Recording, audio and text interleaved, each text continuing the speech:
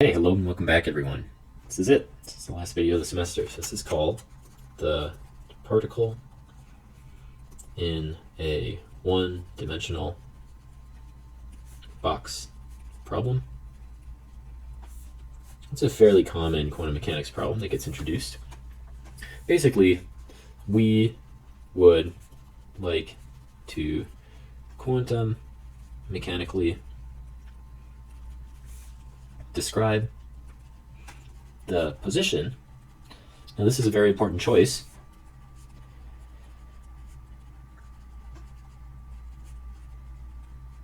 because that is our measurement.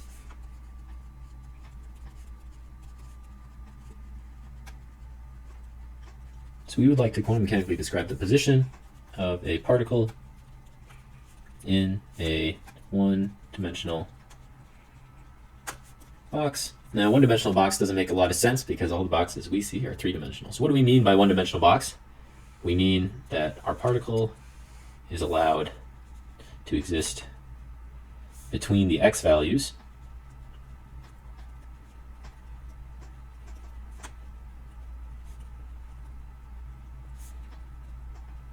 so that's my one dimension in x,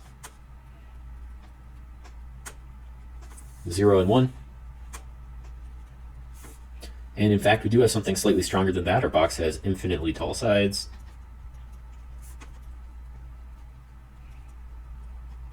Which means that the probability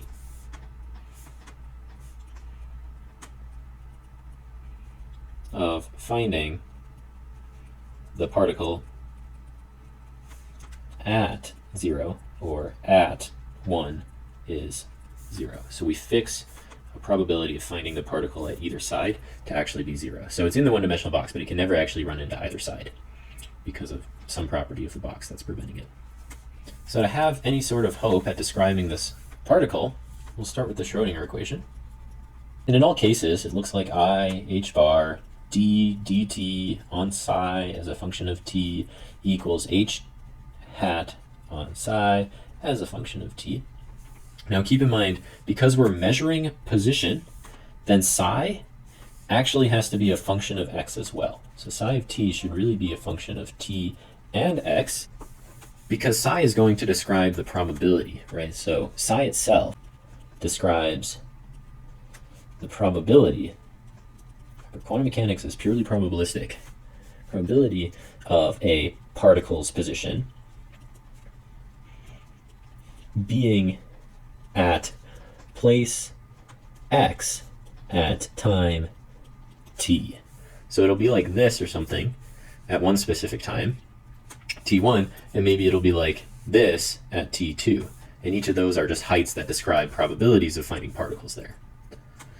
So psi is actually a function of both t and x, and we should figure out what h is going to be here. So h has to be the operator which corresponds to position measurement. Now, I'm not going to get into the nitty-gritty details of how we extract it, but it turns out that when we're asking questions about position, the Hermitian operator looks like negative h bar squared divided by 2m, and then we take two derivatives in space. Okay, this is a little bit related to when I was talking about the Laplacian and the spherical harmonics giving rise to our atoms in the shape of the electron orbitals in atoms. There's that second derivative showing up again. And often it also gets added to a potential energy. And there's a kinetic. This is really kinetic energy. And so we do often add those together. In this problem, the potential energy is the height of the box, which is either 0, where we care about it, or it's infinite, where we don't care about it. And so we're allowed to forget about that for this problem. So h hat here is going to be minus h bar squared over 2m, and we're going to make the physicists really happy and just forget about h bar. We're going to let them both be 1. We're going to let m be 1 as well. And so what we're going to extract out of this is our Schrodinger equation will be I d dt psi as a function of t and x is going to be negative 1/2 d squared dx squared psi as a function of t and x. And if any of you are mathematicians watching this, yes, these should be partial derivatives. But we're not going to worry about partial derivatives for this course. Now, how are we going to solve this? We can still solve this. Let's give psi an initial condition as an arbitrary function for now. We'll call it an arbitrary normalized initial distribution. So I'm going to do what we did before, and I'm going to divide by I. I'm going to rewrite psi actually as a vector y. Now I realize that may feel really weird. It's an infinite dimensional vector, okay? It depends on time. Y prime equals negative, but there's a negative I from dividing by I. And so I get I divided by 2 d squared dx squared acting on y. And we're considering y as an infinite vector that depends on t, and we'll say y at time 0 equals this thing f, which is itself some infinite vector. Because if I write it like this, I won't get into why it's true, but the solution is still given by y as a vector of t equals e to the I over 2 t d squared dx squared against the initial condition f. And we have to figure out what this means. What in the world does this mean? I'm taking an exponential of d dx squared. Well, the way that we actually figure out what that means is the exact same as we did before, because d dx squared is Hermitian on this space, and because of that, there is an orthonormal basis. The orthonormal basis corresponding to d dx squared is the set sine pi n x when n is in the integers. What this means is that d dx is diagonalizable, or d dx squared is diagonalizable with respect to this orthonormal basis. Meaning, the sense here is that I can represent every function, namely my initial condition function f of x, as a superposition of inner products of f against sine n pi x, and then reconstructed against sine of n pi x, n in z. This is what I meant when I said in every quantum mechanics problem, we have a version of a Fourier series. This is our version of the Fourier series corresponding to this particular quantum mechanical problem. What does e to the I over 2 t d squared dx squared look like when it hits an f of x like this? Well, all we have to do is compute d squared dx squared on this, and that is computed specifically on the sine. If I compute two derivatives of sine, one derivative of sine gives me cosine, two derivatives takes me from cosine to negative sine, and there's two copies of a chain rule happening, I end up with a negative n pi squared when I take two derivatives, sine n pi x. What's great about quantum mechanics is it says all I have to do to compute this is compute it here. I can replace d squared dx squared with negative n pi squared. And so what this turns into is an n in z, the inner product of f against sine n pi x. I take my exponential e to the I over 2, and now I have an n pi z, or a negative n pi squared here, and a t, and then I act this against sine n pi x, and that is how I compute my solution. That's exactly what my solution is here. Hence, the solution to the particle in a one-dimensional box is given by psi evolving over time and space equals the sum, let's just write it as from minus infinity to plus infinity, the inner product of my initial condition, let's just call this psi at time 0 over space x, against sine n pi x, and then I have e to the negative I n pi squared over 2 t sine n pi x. So you can just take that for what it is, and all we're going to do at the rest of the time today is look at some examples. Some examples of these solutions. So let's say maybe I want my initial distribution to look like, let's make it look like, here's my particle, let's distribute it like this. Let's see how this thing propagates. First thing we need to do is kind of figure out what function is represented here. What is that function? Well, it's piecewise, right? It's either equal to 0 or it's equal to 1. And I guess a good approximation would be something like that's probably at 1/8, and that's maybe at 1/4.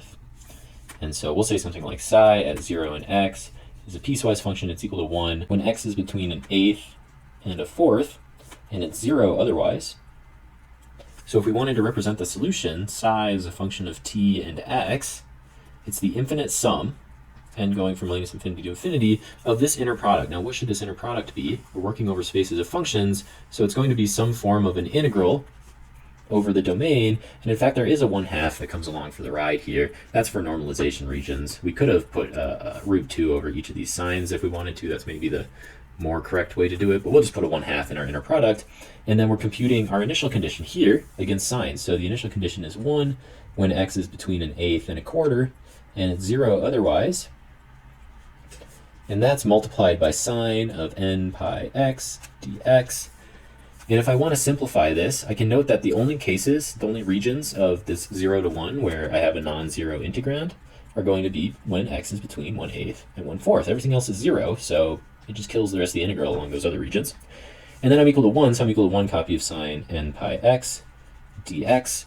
And I know how to compute this now. It's an antiderivative of sine, which is negative cosine n pi x, and in fact, because of u substitution, we'll end up with an n pi in the denominator, and we'll evaluate that on our bounds, 1/4 and 1/8. So we end up with negative cosine of n pi over 4 plus cosine of n pi over 8, all divided by 2n pi. So that's the inner product of psi at times 0 and x against sine n pi x. And so we can go ahead and plug this into our solution formula just as it is, and I'll write it this way: cosine n pi over 8 minus cosine n pi over 4. I could simplify those if I want to, but I'd rather just let a computer do it for me, divided by 2n pi, and then this just multiplies sine n pi x, as well as the exponential negative I n pi squared over 2t. And so this is the solution when our initial condition looks like that. And if we were to plot this, I'm not going to, but if we were to plot this,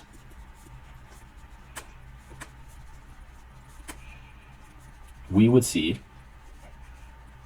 a distribution exactly like our initial condition right away. Not really a huge surprise there. So this would be at time approximately 0, but at basically almost all the future times, what would happen is you would just get a whole jumble of probabilities. In fact, these would be complex valued probabilities as well. And this is really what decoherence, if you ever hear that word, means, is that as quantum systems evolve, they kind of, because sharp corners like that have really, really high frequencies, you get a huge amount of oscillations in almost no amount of time. So this would be t greater than 0. And you'd have some decoherence right away. Let's try one more initial case. So let's just do psi of 0x, and let's just say it's equal to sine 1 pi x plus sine 2 pi x, say divided by 4. Let's go ahead and compute the solution.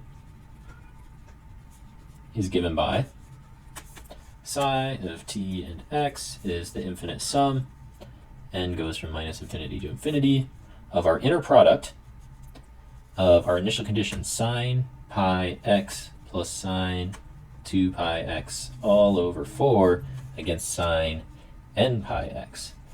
And then we have sine n pi x as well as e to the minus I n pi squared over 2t. Now, something to keep in mind is that the properties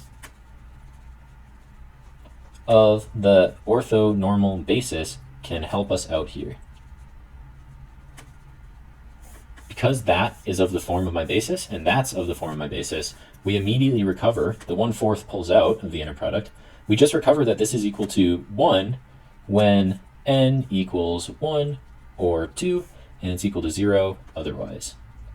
Which means my sum over all these terms is only non-zero when n is 1 or 2, and it's 0 otherwise, and we just recover that. We get the single copy of 1/4 sine pi x, and then e to the minus I. This was the case when n was equal to 1. There's really a 1 there. So I'm going to plug a 1 in for n, e to the I pi squared over 2t, plus the case when n is 2, 2 pi x over 4, e to the minus I, and then the case when n is 2, 2 pi squared over 2t. And that's the solution evolving over time for this specific initial condition. Anyway, I'm going to stop there. This was just a nice example. This was actually a PDE that you ended up tackling, just because we know how to diagonalize Hermitian operators. So you can be proud of yourself on that. Really no testing or quizzes on this problem, but just something to get excited about. You'll probably see it come either a physical chemistry course or a quantum mechanics course that you're taking in the future. They like to rely on this particle in a 1D box problem, and you can come in there knowing that you've already solved it. I've hoped you've had a great semester. I wish you the best of luck in the future, and I won't see you again. Bye.